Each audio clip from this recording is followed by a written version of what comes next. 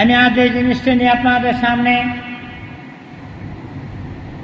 আলোচনা করার জন্য ক্ষুদ্র প্রয়াস চালাচ্ছি।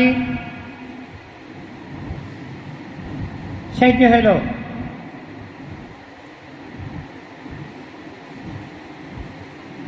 সমস্ত নবীদের নবী সরকার আলম জনাবি মুহাম্মদ রাসূলুল্লাহ সাল্লাল্লাহু আলাইহি ওয়াসাল্লামের জীবনী থেকে কিছুটা আলোকপাত করা। এটা আমার বিশ্বাস, কেহ যদি আল্লাহর হাবিবের প্রশংসা করতে শুরু করে, গাছকে কলম পানিকে কালি বানানো হয়, প্রশংসা শেষ হবে। এক কথা বলতে গেলে এরকম বলা যায়, সম্ভব নহে বর্ণনা ওগো তুমি কেমন আছো হে গুণী, খোদার পরে তুমি শ্রেষ্ঠ, সংক্ষেপে মোরা এটুকুই জানি।